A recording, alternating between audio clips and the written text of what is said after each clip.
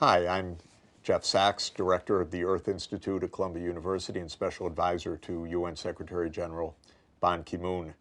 In this chapter, I want to talk about the history of mining in the world economy. Now, it doesn't get more important than mining. In fact, mining has been so important because of the materials that it produces and the technologies and tools that it enables that we even define the timelines of human history according to what is brought up from the ground.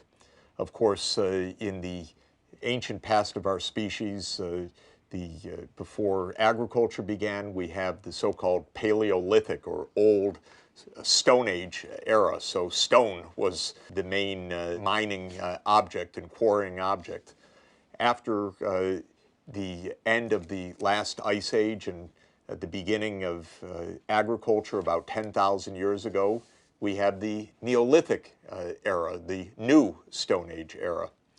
But then, over time, humanity, human beings in specific locations close to mineral ores began to master the process of smelting metals. And about 3000 BC, we entered the famed Bronze Age, which was yet another massive advance in human civilization with the smelting of copper and tin and the alloys that were produced, creating new technologies, new advances, new ways to make armaments and many other human tools. About 1000 BC, yet another crucial mineral, iron ore, was smelted to produce iron and small amounts of steel. At least we entered the Iron Age. And again, massive changes of civilization and technology which came with this new mining industry, with this new mineral deposit. I would say that the modern era, which we usually date to the Industrial Revolution, can also be related to the extractive sector in a quite fundamental way, because it's fair to say that the entire modern world, the modern world economy that came roughly around 1800 onward, is the fossil fuel age. It's the age of coal, oil, and gas. What you're looking at in this picture is probably the most important machine of modern history. It's the steam engine. It's the steam engine invented by James Watt and brought to market around 1776. It transformed the world economy fundamentally by allowing humanity to tap coal for massive amounts of energy that made possible the industrial era. This is a graph of world output over a 2,000-year period. You see a kind of turning point, a disruption, as we would now say, starting around 1800, when the world economy starts to grow relentlessly in the modern economic era. That is because of coal. That's because of James Watt. That's because of the massive amounts of energy that we were able to tap. And coal created the modern world. From there came another great advance starting around 1850 and developed further in the 1860s, 1870s, 1880s by people famous today, Daimler and Benz, and names associated with the automobiles they drive. You're looking at one of the early internal combustion engines, which allowed us to use petroleum, which before the internal combustion engine was just used for very limited purposes, but now could be used for mass transport.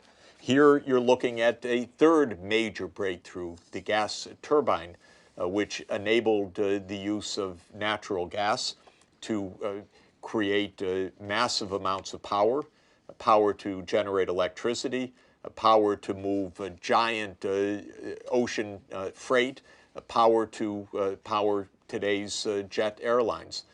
This means that with the steam engine, with the internal combustion engine, with the gas turbine, we had a series of breakthroughs that created the modern energy world, but all fundamentally part of the mining sector, the extractive industry sector. Now, the world's also been defined by the basic fact that the location of these vital minerals and energy deposits is highly variable around the world. You're looking here at a map depicting the coal deposits in the world. Lots of coal in North America, in Russia, China, India, Australia, South Africa, but look at the rest of Africa.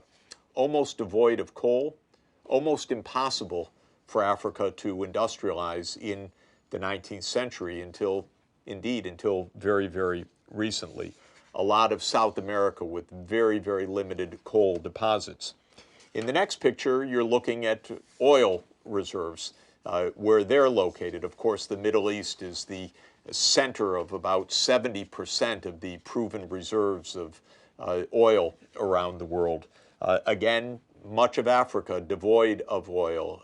Again, another great limitation to Africa's economic development until recently. The United States, blessed with oil just as it was blessed with coal, blessed with almost everything, a continent of vast mineral resources.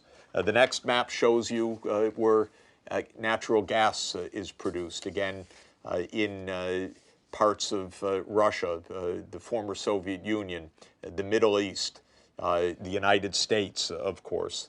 Sad again for Africa, not very many major natural gas producers. Well, a short history really requires days, months to discuss this core subject of how mineral resources and energy resources transformed the world again and again and shaped geopolitics.